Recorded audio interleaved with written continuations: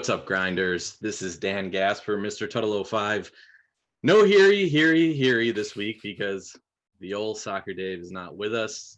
Praise the Lord. All right. In his place, we have the man people have been clamoring for, Sammy Reid. At Sammy Reid I5, going with the Fantasy Insiders logo or Twitter handle still. And then we also have Peter Overzet. How you fellas doing? Doing good. Sammy has just monstrous shoes to fill today. No Soccer Dave, no Davis, but he's in to play both of those roles. So we do expect Titans poems and lots of hot takes today, Sammy. I can bone that out. We're really sad to miss Davis Maddock. He says he's sick, man, but I don't believe that. I think Bitcoin's just up like 10%. He's on vacation. He's out balling. Yeah, what's it past 50K? Davis realized he doesn't have to submit a time card for at least another year. Yeah, so Davis is too rich for us, apparently. And Kitchen is obviously hiding because his Titans lost to the Jags. Just absolutely embarrassing. Really tough. And they're probably going to lose to the Jags this weekend, too. It is way too convenient. Kitchen, like, what's the deal? He's on vacation. He's multiple vacations when the Titans are just complete dust. How does that work out for him? Apparently didn't want to tout Nick Westbrook Akini anymore, or however the heck you say it. But yeah, so we're going to have a fun show. Probably not a whole lot of NFT talk. So for those of you that turn in to listen to NFTs and Soccer Dave pump his Mooncat bags, it's not going to happen this week, unfortunately. Good stuff. Pete, how's Manscoin doing, by the way, in this bull market? Oh, Manscoin's good. I think there's like a 0.25 ETH floor, which is, close to $1,000 fiat there for you guys. So yeah, it's holding strong, which is great to see for such sound money. And it just has a great team, a great community, and it's hard for projects like that to fail. I'll never sell. The community is huge, baby. For sure. Yeah. We're also not going to have a whole lot of Tommy Tremble talk this week, I don't think, unless Sammy, are you into that sort of thing? No, absolutely not. I'm only into revenge narratives. We can get into some NFT stuff if you guys want, but without Soccer Dave here to talk about stonks, I just don't know where we go from here. Yeah, I don't know either. I do know. I think we can go to Overzet's overviews is where we can go if that's okay with you, Pete. Yeah, I would love to. Overview of the week here. I feel like it's another one of those tight weeks as far as pricing and ownership. I think there's a few things that are starting to break, though, that could create some situations. Obviously, Damian Williams. We could have Samaje Perine, some stuff like this opening up.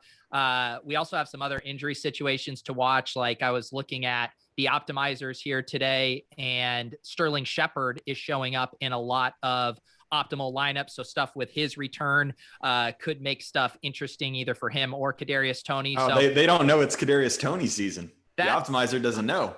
I want to be excited for Kadarius Toney for sure. And this is overall too, just kind of a weak slate as far as high over-unders. At least when I had initially looked, there was only one game with an over-under over 50. So it feels like we're trending toward a low-scoring slate. Yeah, and I honestly feel a little lost without David just here to read producer Steven's notes about which games have the highest over-under of the week. Tuttle, they actually have this thing on rotogrinders.com, and it's called First Look, and you just open it up. Shoot. Swear to God, it's I thought we were the first look, the only people doing a first look on the slate. Don't you do your first look exclusive on like Monday? It's but that's what makes our first look so valuable is it's just late enough to not be a good first look, and it's just early enough to have no value, and that's what we pride ourselves on. Yep, absolutely. And Roto Grinders likes to kind of make us compete with the first look, just compete with other shows and articles. It's a scarcity that Roto Grinders is created by itself. Can I just tell you that Soccer Dave has been doing this for 10 years? So he got Steven, the producer, to it's literally just top 5 total game totals and top 5 implied team totals of the slate, which is all Kitchen provides in terms of the Swolecast show on a weekly basis. But back when I first met David doing Fantasy Insiders, he would hire a virtual assistant. So he'd log on, get some dude from Pakistan to do this exact same thing for him. And give it to him. I guess it works. So he's still doing it. But yeah, like Peter said, not a whole lot in terms of high game totals so far this week. Sammy, is there any game particularly you're looking to stack? It doesn't have to be over 50 points, anything like that. Is there anything that you could see that would be a little bit sneakier on this slate? Yeah, I mean, so one of the big chalk games last week was the Vikings and the Browns, right? And everyone was like, "Oh yeah, like this is it, narrow target tree, it's all going to get lit." And it decidedly wasn't lit because Baker Mayfield can't hit a throw that I could hit to Odell Beckham, right? But I actually really like going back and getting back on Minnesota and the Lions. I think that there's some prime letdowns in this game, particularly Swift on the Lions side. Narrow tree for Minnesota, and we're not quite sure about what Dalvin Cook's going to do because Dalvin, kind of like came back and, he was my highest owned player in GPP, not bitter about it at all, even a little bit, but we'll see what happens with that running back situation. I think people are a little soured though on the passing game. And so I really like stacking the passing game of Minnesota and bringing it back with Swift. I like it. Hawkinson too, who's kind of been a bit of a letdown, but I still think he has a big enough role if the Lions are forced to throw. Pete, do you have a game stack you're looking at this week? Yeah, so I think the most, and I'm curious your guys' thoughts, the three most popular game stacks will be New York Giants, Dallas, San Francisco, Arizona, and Philadelphia, Carolina. Do you guys agree with that? Yes. Yes. I think the Dallas game for sure because of pricing on DraftKings. Oh, and swaptions. It's true. Late game swaptions. The one over under that has come up a bit is Green Bay, Cincinnati. That's up to a 50. It is interesting. Pat Thorman in his pace and snaps article has that as a pace down game, but that one just feels just funky enough to me with how fragile kind of Cincinnati's, pass rate above expectation stuff is, especially if Mixon's out. It makes you wonder, will they be interested in throwing more? And they can kind of turn on that switch. So I could see that game also having kind of sneaky shootout potential. Pete, are you or are you not worried about Jair Alexander? Let me Who's injured? Up. Is he? Oh, not worried. AC joint. I don't know if he's technically been declared out, but yes, AC joint. Not worried. Not worried. Let me throw one more thing at you. I enjoy getting in on some of the New England Patriots action in Houston Texans. It is the grossest game. It's got a total that's under 40. But we can't deny that this is a Brandon Cooks revenge narrative game. And people are also not going to play Damian Harris.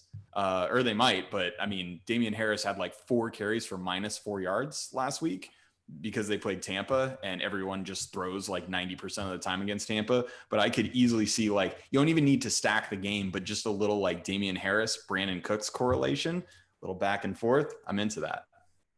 Let me tell you, I tried to tout Mac Jones back in week 2 or week 3, whatever it was, didn't work too well. But undeniably good spot. My terrible take for that game this week that you can't really do anything actionable about. But I think what's going to happen, Ramondre Stevenson season. I think he's going to be active, and I think he's going to look for inactives basically on Sunday, because if he is, I was going to go to Damian Harris as one of my takes because it's undeniably a great spot for him. But check which running backs are active, because it could definitely be a Ramondre. Dude, Brandon Bolden moves like he's got a straight anvil on his back. Like, it is egregious, and they cannot keep doing this. Like, he's just like a special teams dude. So they need Ramondre in there. I love that take. I'm feeling a little gun shy. We were on the Tilt Space on Sunday and people were asking us for showdown plays. And I went into like a 3-minute monologue about Ramondre Stevenson. And then 2 minutes later, he was scratched. But I do agree with it. And if we've seen one team that is willing to just throw out everything that previously happened and immediately, put some guy in to get 20 touches, I mean, that's the Patriots. And I think they'll have no problem doing that with Ramondre. Yeah. I mean, and why we would like Damian Harris is Bill just does what right. He's going to run the ball if he can. It's an obvious run spot for them. So this is like the Jonas Gray 4 touchdown game where Stevenson comes out of nowhere. And that's my hot take. I don't think you can really do anything with it. But that is my take. Yeah. Check the inactives on rotogrinders.com. Yep. I guess one thing you could do is if you do see Ramondre Stevenson active on Sunday, you could head over to BetMGM, who happens to be the sponsor of this show. Man, and you could go on and you could hit those Damian Harris unders. So if you want to go do that, you just head over to BetMGM and you use the bonus code GRINDERSBET. Bet $10, get $200 instantly on BetMGM when your team scores a touchdown. My God, you're so much better at this than Tuttle. This is Soccer Dave butchered that ad read 2 weeks in a row, and Tuttle just did a seamless segue right into it. What a severe dunk. This is the Tuttle revenge game right here. This is amazing. Take that, Soccer Dave. But the other big news that we have to take into consideration this weekend, it will head us into the quarterback position here. Justin Fields, now announced starting, and Trey Lance potentially baby. starting. So give me your takes on that, Sammy. So I'm not that pumped on Fields. And the reason is because we've seen, so he fell on his face 2 weeks ago and just like couldn't run the offense. Last week, he actually looked pretty good. But you could tell that they really wanted to protect him, right? They really wanted to limit what he had to do. And they may not have the opportunity to do so as much this week. They're on the road against the Raiders. But the Raiders have been playing pretty decently, man. And I think that they want to limit what Fields does. I think last week he had like 17 attempts through the air and 3 rushing. Like, that's just not going to get it. He has very little chance of hitting either bonus. Trey Lance, I just think, has way, way, way bigger upside. He's better coached. The game environment is better. He's got better weapons. He doesn't have Matt Nagy, which is just an insane plus that you can't even quantify. And so I really like Trey Lance. I think, my early cash game builds, buddy, I mean, it is Trey Lance season. So we can get that done. And certainly as the total in that game rises, if that's a game that you want to stack, I mean, you can stack Lance. You can play him naked. Obviously, Debo is the guy there. You can get real sneaky and get it in with Kittle, all that stuff. But I think Lance is the guy that I want. And one other thing that actually kind of helps with that decision is they're both in the 4 p.m. games. So it can be a classic tournament thing where I'm guessing Lance is going to get steamed very hard. I mean, the love from the best ball bros, myself included, for Lance this summer was very strong. People love Lance. They're going to be excited about him. So if you're buried and you have that stack set up, like going down to Fields, I think will be probably a good tournament move. Yeah, Fields A-Rob and just like go complete leverage. It could be sweet, I guess. Yeah, I know you guys are going to say Mooney, but A-Rob is he's the low owned guy that you want. Nobody's going to play A-Rob. He's going to be like 1.2%. Yeah, Mooney leads the team in targets. But I agree with you guys. If ownership, if Lance is starting, I think he'll pretty clearly be the higher owned player. And of the people that played Justin Fields last week, like myself, we're going to be hesitant to go back to him being capped by Matt Nagy. In terms of the high end, so you guys, it sounds like you guys are Trey Lance in cash, completely fine, especially if he starts. Is there anyone more in the mid tier or high end you're looking at, Peter?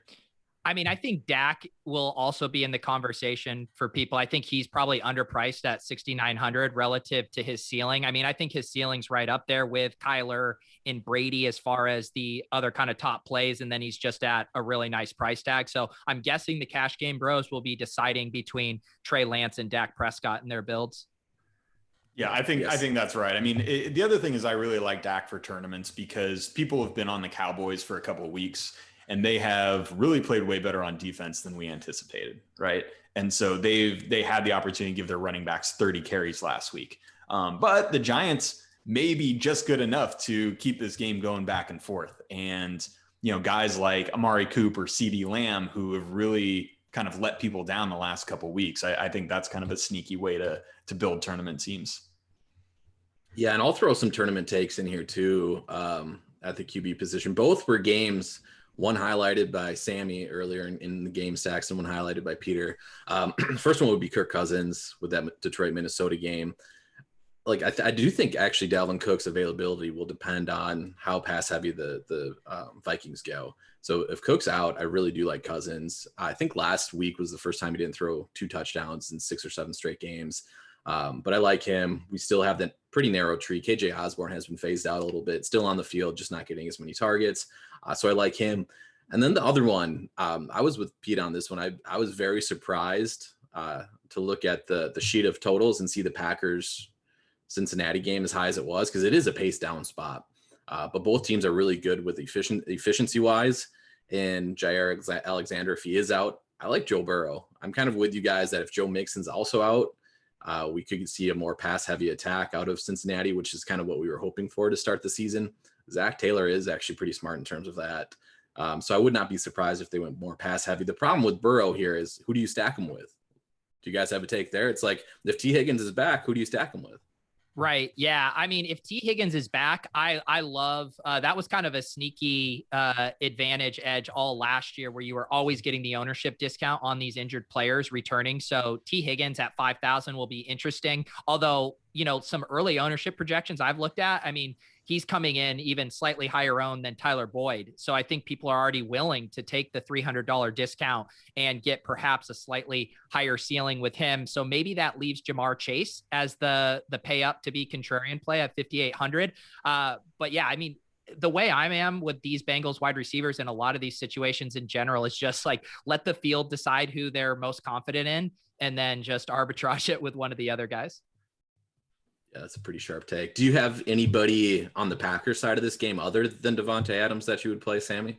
I mean, I would play Aaron Jones. And I think Aaron Jones is another guy that, the last couple weeks, he had that one blow up like 3 or 4 touchdown game a couple weeks ago. I think Aaron Jones is like the kind of guy you want to play in tournaments, because we've seen him over the years have this sort of upside, right? Big upside, like 3-4 touchdown upside.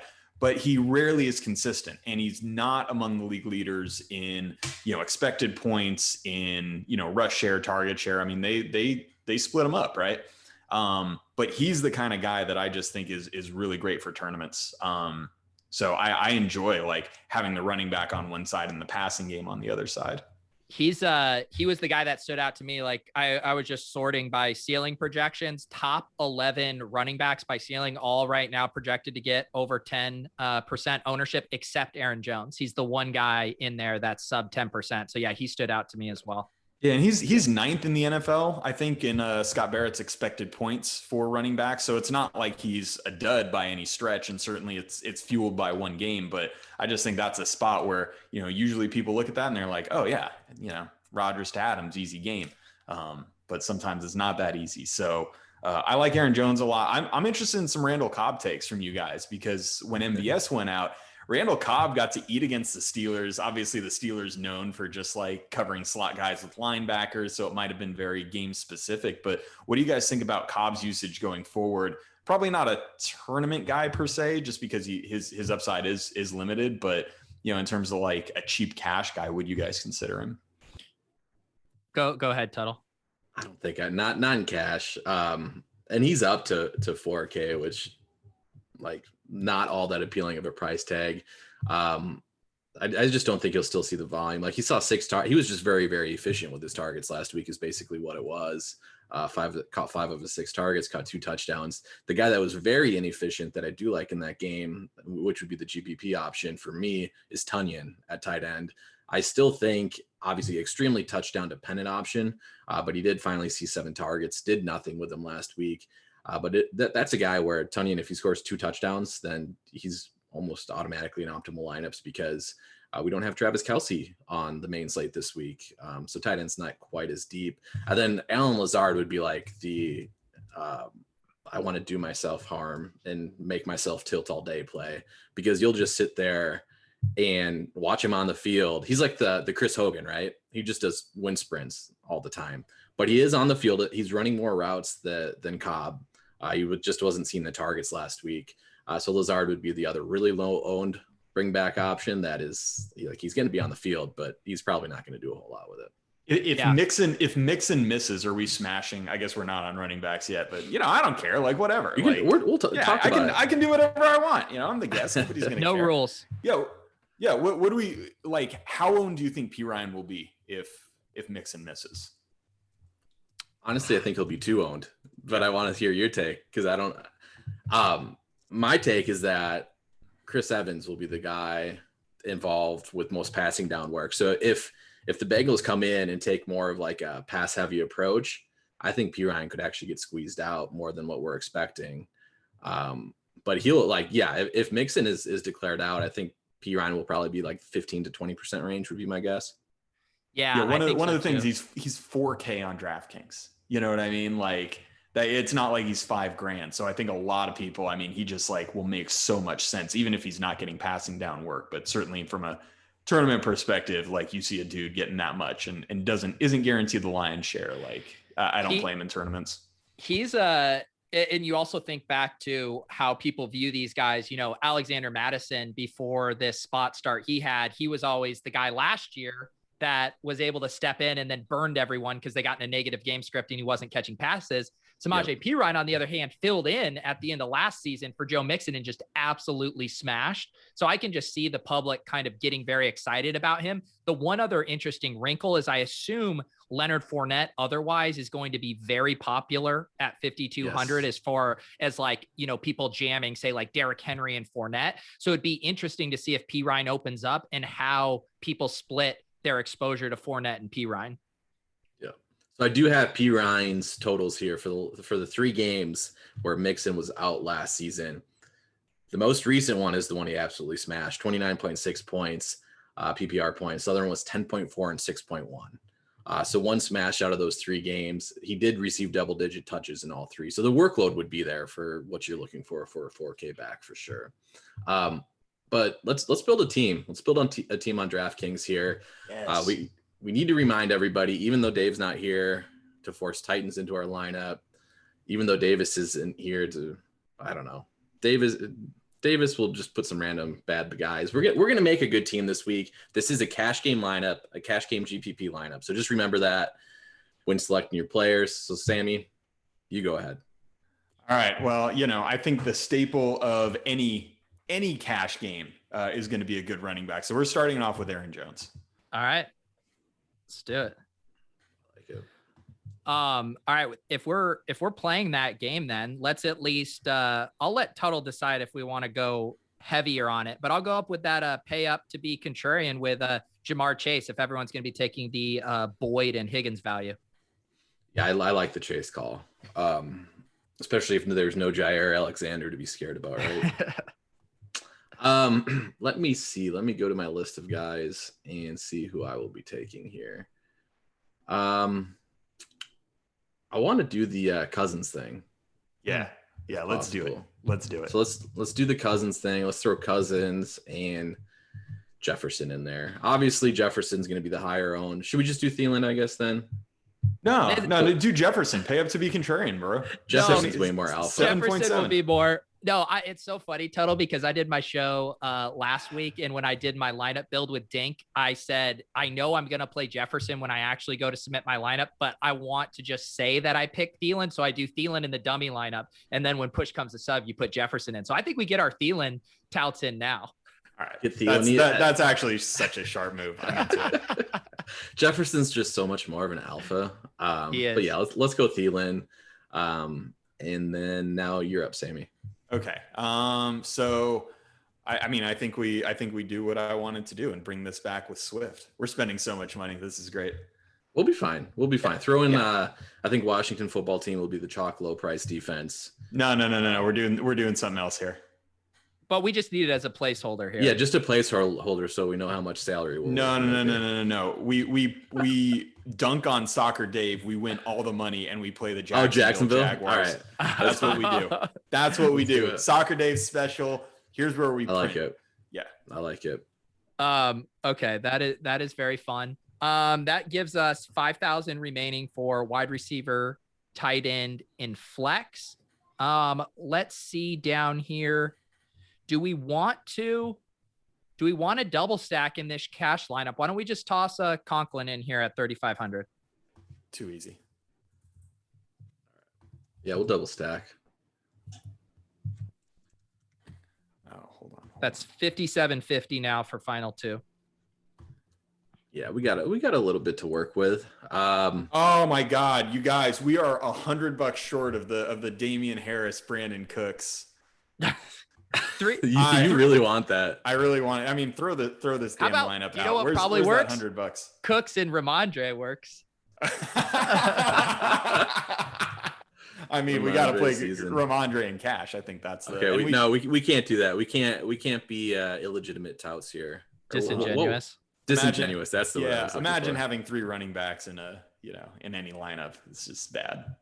Very disingenuous. The problem is this is kind of a weird spot. This is pretty awkward here.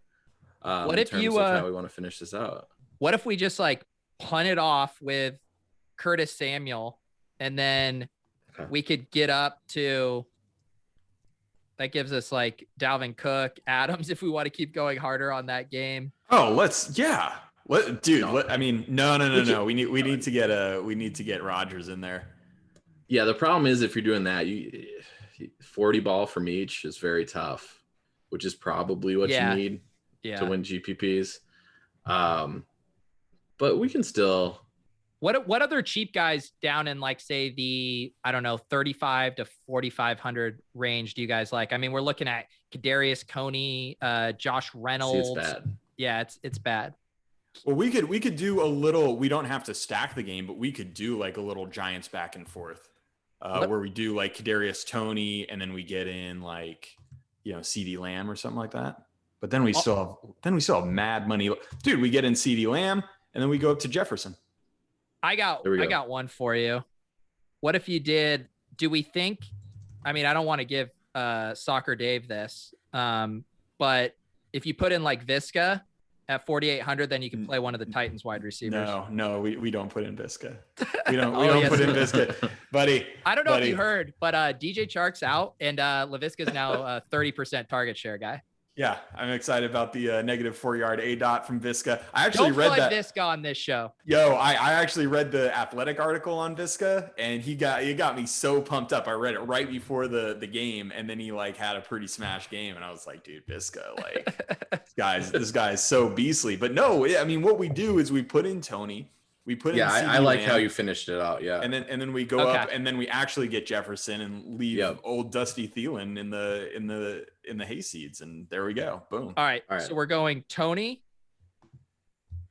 and Lamb, and then upgrading to Jefferson. Yeah, and look at the swaptions it gives us too. A lot of late game swaptions. I mean, this is just this is a good lineup. I'm playing this. I don't mind this. I'm playing it.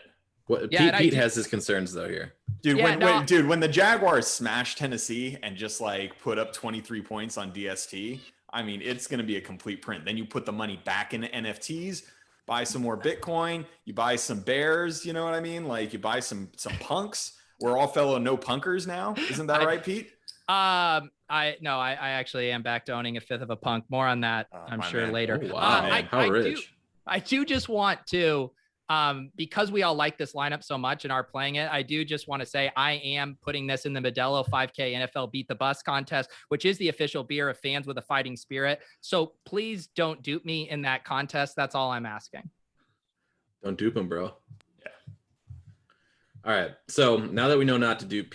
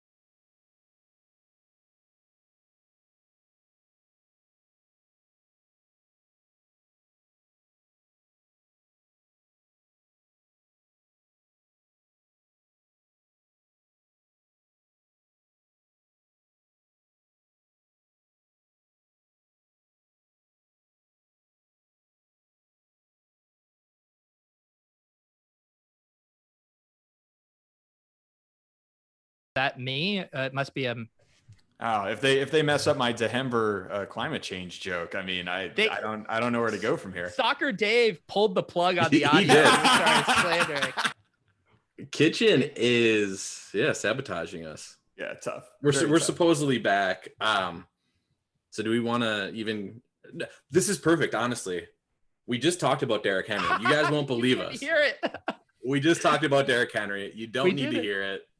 We talked about it. We were muted unintentionally. I made a great joke. Henry. I made a great joke. Sammy made a great joke. Yeah.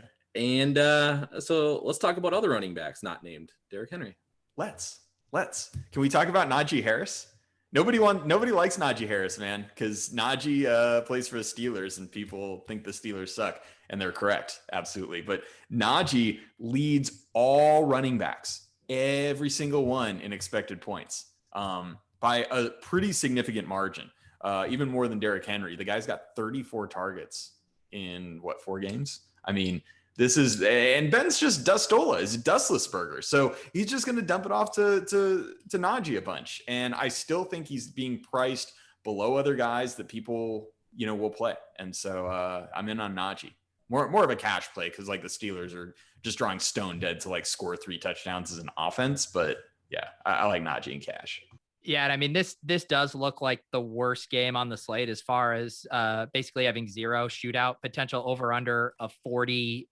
Who knows it looks like Drew Lock is probably going to play this week. So who knows how that goes. I feel like the Steelers right now have been basically supporting one skill position player. It was the week where he had all the targets. It was Najee. Last week it was Deontay Johnson with Claypool out. So it's like, in a low-scoring game, do you want to roll the dice on Najee being the one who gets all the volume? It's probably a pretty safe bet, but man, I just that game is gross. Yeah, he's got really safe floor, but I think the upside is certainly limited by that team being awful. Yeah, I agree. I think the most popular low 6K guy is going to be DeAndre Swift. Yep. So you don't think the game log watchers are going to be in on fading him? No, I don't think so. And basically what you saw last week was a floor game, and this is why he's a good player, right? Still saw 6 targets. Yep. And also that stiff arm that he had a couple weeks ago basically adds 3 to 4 percentage points of ownership every week now. Like once people are like, oh man, he's a grown ass man. Now you have to pay the premium. That's why Derrick Henry 75% exactly. cash, right? Yeah. The stiff arm booster there. Yeah, I mentioned that I really like Damian Harris. I'm not sure. I don't really have a great feel for what ownership's going to be, but I just think, Damian Harris, assuming Ramondre is inactive, of course. I'm just big on Damian Harris, man. I think again, last week was a real specific spot that teams don't want to run against Tampa at all. But he's also seeing more targets, right? He's running more routes than he has ever before with James White out. I know that Brandon Bolden got like 6 catches last week, but Harris is running more routes and they've been more willing to use him in the passing game. So if he's not a complete 0, he's like 4.9, 5K, something like that. Like I like me some Damian Harris, man. Yeah, to me, he'll be like a very ownership specific play. Like last week I was playing Zach Moss, I believe at 5,200, same matchup there. And just liking kind of the potential game script and touchdown expectation.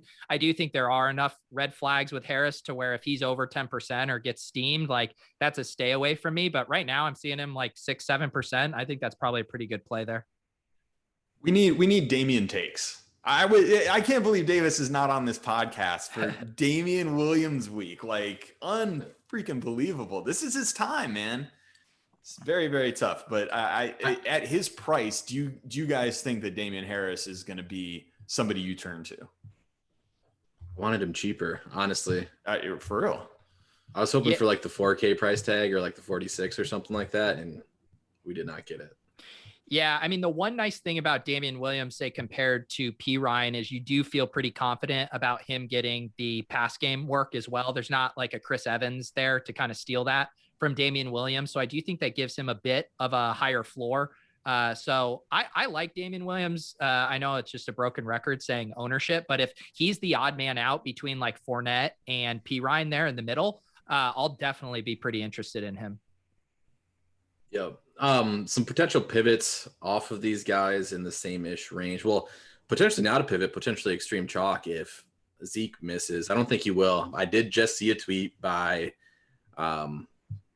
one of those aggregate sites, NBC Sports Edge, I think is what they're going by these days, about Zeke missing practice here on Wednesday. Yeah, they had to rebrand after Silva left. They couldn't even. Yeah. You know what show doesn't rebrand after Silva leaves? This show. That's right. We got more Swole, baby. So Pollard would be like chalk. Obviously, if Zeke leaves, and like kind of unfadable chalk. Like, yeah. I mean, he's the one. He's not the Damian Williams where you worry about ownership. He's the jam him in if Zeke does not play. Yeah, he's Zeke putting up probably 28. He's putting up 28. Like 100% if Zeke doesn't play. Fournette, though, again, to kind of be like the look at ownership with this guy. Obviously, usage has been extremely good for him in his direction. I think he's at like 80% of the snaps last week. Ronald Jones got the touchdown, though, which is just hilarious. You will want Bernard to be out again, so we can keep that passing game rule for Fournette. But he's just way too cheap. But yeah, we got to move over to wide receiver. But before we do that, do have to tout our own show here. Make sure to go ahead and push that like button. Let's make this the most viewed show, most liked show without Soccer Dave here. Smash it. Smash that like button. We need subscribe to the channel. How many likes for me to permanently replace Soccer Dave? How many do we need? 1,000 likes, and you get to have his kitchen spot. And also, you guys know that Kitchen, my guess is Kitchen doesn't end up watching back the episode, but he will definitely read all the comments to just try to gauge sentiment. So if you guys can just do lots of like, oh my God, incredible show. I can't quite put my finger on it, but this one just hit different. Just kind of stuff like that, I think would probably work really well. Yes, give us all those comments. Don't necessarily be mean to Soccer Dave. No, don't be mean. But yeah. Just say how much you enjoyed this show compared to other shows. I love it. He'll blame it on Davis, as he often is wanting. See, that's to the problem here. Yeah. That is. Yeah, he'll take all the credit for Davis's career, but bad comments. He's shifting it over. Okay, so wide receiver. Let's not waste time on the alphas like Devontae Adams, Justin Jefferson. We know these guys are awesome plays. Devontae's going to be chalk this week, I think. Let's move on down more to that mid tier. And I also don't really want to talk Cowboys all that much because I think they're going to be very heavily owned with Amari Cooper and CeeDee Lamb where they are. Peter, do you have anybody else to mention other than the four guys that I told you not to talk about? I know it is. It's like, I feel like we keep getting the same dynamics where the Dallas Cowboys wide receivers are slightly underpriced, so they become chalk. The Vikings guys are just slightly priced up enough to where they never get over 10%. It's just like the same conversations every week. I mean, one guy that stood out to me, Jacoby Myers at 5,600. I know that's even going a little lower in the mid range. I think he's really interesting. I would also say that the Bucs wide receivers, again, just having that dynamic where no one really knows which one to play or what to do with them kind of brings their ownership levels all down. So they're interesting. And then I think also trying to figure out what's going on with the Chargers with Keenan and Mike Williams coming off of that big dud on Monday Night Football. I think he's going to be really low owned there at 7,200. So I think it's shaping up for a much better tournament week than wide receiver than last week, where it was like all the top ceiling guys were catching 10+ percentage points of ownership. But Keenan Allen is like the opposite of Cooper Kupp, right? He is like the most uber inefficient guy getting mad targets. He's down to 6.5 on DraftKings, and his targets have gone 13, 8, 12, and 11. I think I'm playing Keenan Allen in cash. Like, I just think this is 6.5 is too low for a guy getting that kind of volume. And, if he douches me with another 36-yard performance, what am I going to do? But I'm going back to Keenan Allen. Well, yeah, I'm right there with you with Keenan. After we get under the 5K range, do we have anybody under 5K not named Kadarius Toney that you would consider playing? I mean, I think not named Laviska either. I think too, it's always like, you don't want to do the Nick Westbrook thing where you're just eating the bad, cheap chalk. I'll be curious to see where ownership shakes out on like KJ Osborne, Curtis Samuel. I think you can toss Randall Cobb in there as well. He just looked pretty good last week. One of those guys will probably end up coming in relatively low owned, but there's no like smash that I'm just so excited to go play. I'm actually gonna throw out Waddle. I like Waddle. With no Fuller. Yeah, Waddle was seeing pretty significant target share without Will Fuller in, and Will Fuller is back to the IR, broke his finger, RIP, hell of a run. Good job, kid. But Waddle's that guy who's obviously first rounder, super high pedigree. And I think with Will Fuller back out, I think he's a pretty good value against Tampa Bay, who like multiple teams now have like shown that what they want to do is like not even pretend to run against Tampa. And I think people are seeing that. And we saw the Cowboys do it. We saw the Patriots do it. If Miami does something like that and they become really pass heavy, I think this is a great price for Waddle. Yeah, I like the Waddle call. I'll throw two more out there, I guess. Terrace Marshall, Pete's guy. It's been tough scenes so far. Pump my bags for me. I'm going to pump your bags. It's been tough scenes for the guy, but he's still running a lot of routes. He's still on the field. He's an alpha. It's just going to take some time for us to see it. Maybe they won't try to force feed Robbie Anderson targets this week because they saw how inefficient those were. So yeah, I think Terrace Marshall is worth some shots in tournaments. And then the other guy that I do like quite a bit, depending on where ownership comes in, Brandon Ayuk, I think is a pretty strong pivot. I don't know if people will really play Debo all that much at this price on DraftKings where he's 7,000, but he's a pretty obvious stack candidate. You do not have to stack Trey Lance if he starts. All Debo has to do is get wide open without anyone within 20 yards of him, and he pays off his price easy. Like, yeah, there you go. But so Ayuk, I do think at 4,500 would be the other guy worth talking about. Let's go over to FanDuel. Do we have a FanDuel.com? Can I pump Brandon Cooks one more time? You love Brandon Cooks. I love Brandon Cooks. And the reasons why. He sucked last week. Revenge game against New England, and we no longer have to worry about Stephon Gilmore. Oh wow. I was very worried, considering he was on the pup list. Had he even come back yet? Was he even going to be back? No, he was not going to be back. Okay. But now we don't. Now, even his presence, like we don't have to worry about him coaching up the DBs on the sideline. We don't have to worry about him pumping anybody up. Somebody else in the defensive backfield going to have to make the calls and call coverages. Like there's all sorts of things, kind of boots on the ground kind of feel. You have to understand, this is. You got to understand football. You got to watch the games. The real reason is because MGM mandates that we mention two defensive players on this show each week. So we did hit our quota with Jair Alexander and Stephon Gilmore. Hit the over. This is what they brought me in for. I play a lot of IDP, man. Oh, we know. Yeah. So Sammy mentioned about how many people are going to write about Derrick Henry's stats against Jacksonville. I think we're going to see a whole lot of Bill Belichick takes away the team's top weapon. And you can't play Brandon Cooks because of that. I think that's even more contrarian. God, just inject it into my veins. This is it. This is the Brandon Cooks eruption week. So here's the thing. Brandon Cooks is super cheap on FanDuel.com. Oh, buddy. Are we going to be able to talk dirty to me, Tuttle? Let's go. 6,300. Just to appease Sammy here, let's play Brandon Cooks. I'll use him as my pick even. I'll pick Brandon Cooks to start our FanDuel lineup off here. I love it. You know what?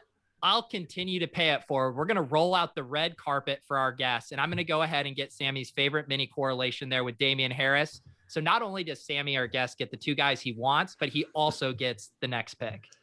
I'm not going to pan my camera down because I am aroused right now. Yeah, keep those pants on, man. Not gonna lie to you guys, this is really fantastic. Gosh, so good. All right. I think that here's what I want to do. No. Okay, sorry. I'm going back and forth. I'm going all sorts of places, you guys. I can't even make a pick. You guys took everything from me. We took his breath away. Yeah, I don't know what to do. I'm just okay. All right. I actually want to go. I know I said Waddle, but touchdown heavy in this sort of format. I actually want to go with Mike Gesicki. Wow. Yeah. So Gesicki played like 30% of the snaps in week 1, something like that. Like he was like persona non grata. And the last 3 weeks, he has been seeing more and more and more volume. Obviously we got Brissett in there, but the last 2 weeks with Brissett, 10 targets and 5 targets.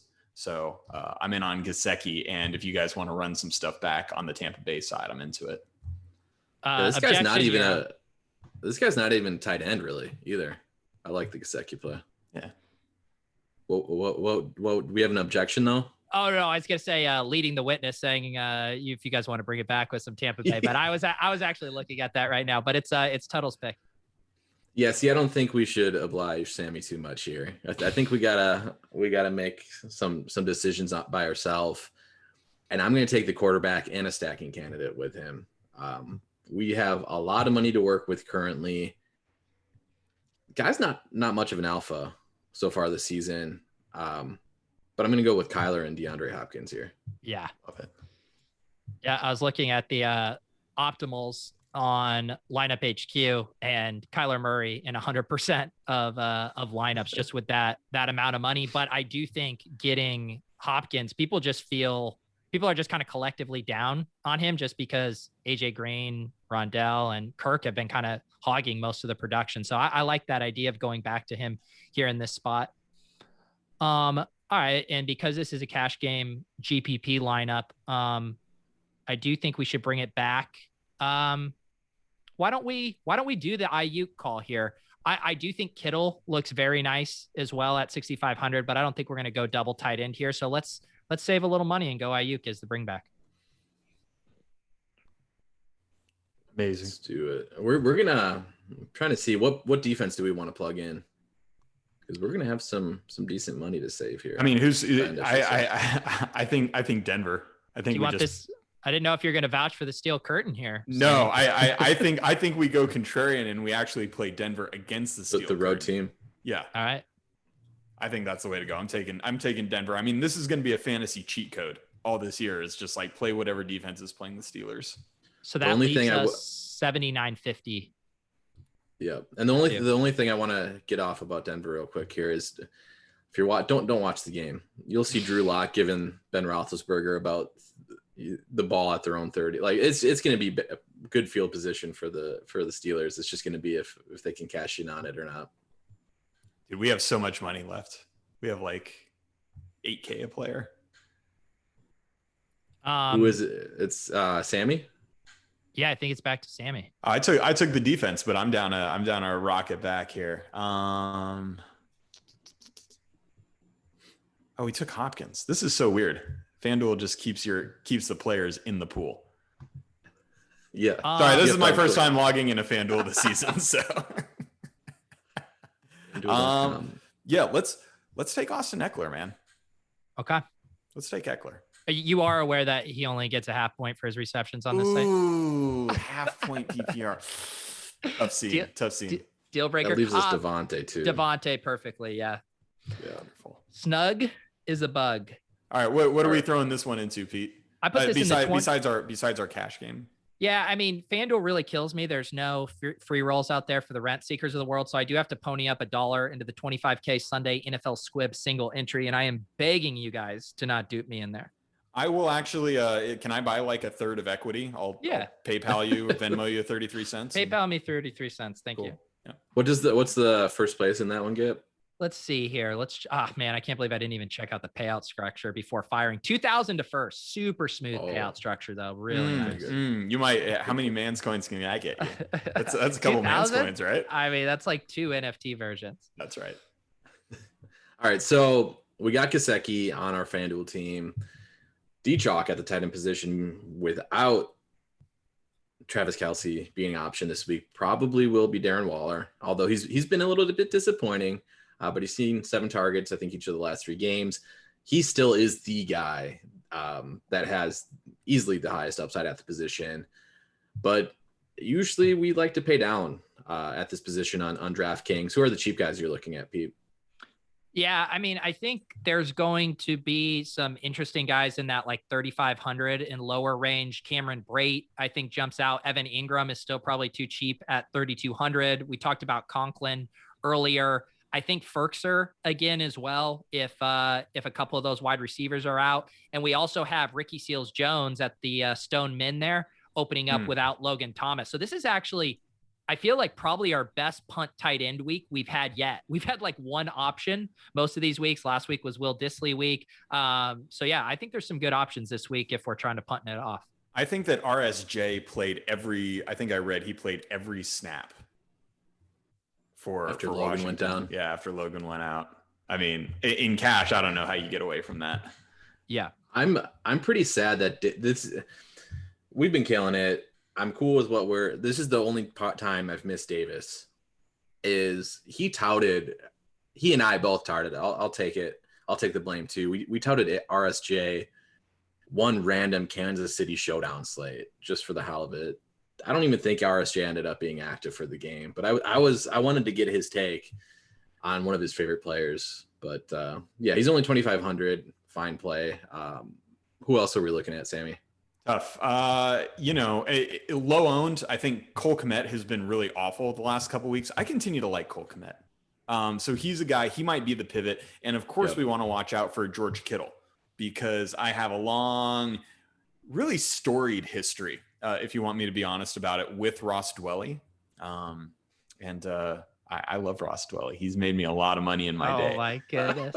That's right. So those are the guys I'm looking at cheap. Like I said, the cash game option I think is RSJ. I think certainly Dalton Schultz is going to be really popular. And as well he should be, but they are, the funny thing about Schultz is that they're really going out of their way to make things happen for him, right? They're kind of playing offense in a different way without Gallup in the lineup. They're not just going like 3 wide and airing it out a bunch. They're going a lot of 2 tight end. They're mixing stuff up. They're doing a lot of stuff inside instead of going outside to like Lamb and Cooper. And with Schultz, they're really like setting things up for him. They did multiple like tight end screens, like a couple of things purposefully to get the ball in his hands. So I'm super in on that. And I really think that that's going to leave the middle of the tight end tier, the guys we were talking about earlier, the Tunyons, the Gesicki's, with really low ownership, because I think people either go high, low here and will have so much value low that I think people will probably stay away from that mid tier. And if they don't, it's going to be Schultz. So I think in tournaments, it's like Tunyon and Gesicki for me and a lot of it. And also, I think you toss in Hawkinson there. We were talking about, we brought back DeAndre Swift in that Cousins stack. I mean, Hawkinson at 100 cheaper than Kittle, with everyone getting so excited about Lance in that price there. I think Hawkinson's probably going to be way under owned. The game log bros are not going to be in on Gronkinson. Not at all. Okay. I think that pretty much does it. Trying to think if there's anything else to plug. Don't forget again. Did we give too much actionable info on the show? I think we probably did. It was like a disconcertingly informative show. Yeah, this wasn't what I was going for at all, man. I think we all might have had a bad show. I'm not sure. You did tell us you were incredibly erect over the thought of Damian Harris and Brandon Cooks in the same lineup, and that kind of got us more on brand. That's good. Yeah. Yeah, I'm gonna end the show with a terrible take. But before I do, I want to say again, make sure to smash that like button. Add some comments down there so Soccer Dave can read them. Let us know how good of a show we did without him. But before I end with the terrible take, Sammy, anything you want to talk more about other than Brandon Cooks and Damian Harris? I'm trying to fire off an IDP take, and I really think that for the Bengals, Jesse Bates missed last Thursday night. But I think he might play this week, and if so, you'll want to watch out for what's going on the other side with the Green Bay Packers. I think he could really slow down some of the Packers. Randall Cobb going over the middle. Don't chase him if Jesse Bates is back in. Final thought. Boom. All right, Peter, what you got? Yeah, just make sure you're staying out of my way in the Squib and the Modelo Reach the Bus contest. This is a service to you guys, but I did get first dibs on those lineups, and I just want to make sure you guys aren't duping me. There you go. And like last week, I'm going to give 2 terrible takes. One that's just not as attractive, and then one that's probably not that terrible of a take, but could be a little bit lower owned. I'll go with the terrible take that will be a little bit lower owned, but it's not that crazy of a play. Nick Chubb. We didn't talk about him. This is the spot. I think this is actually one of the more interesting spots. Los Angeles has dared teams to run on them. They really defend the pass well. Thing is, Baker's not that good. So we might see more heavy fronts against against Cleveland this week out of Los Angeles, but still Chubb, he's my top tier terrible take. And then my lower one, got to give it to Kitchen and the Tennessee Titans, Anthony Firkser. This one is more of if some of those receivers are out again, if Julio Jones and AJ Brown are out. If they are, Firkser's back on the field running those routes, and they just don't have a whole lot of receiving options if Brown and Julio Jones are still injured. But yeah, that's going to do it here for Week 5's edition of the Swolecast. Thanks for tuning in.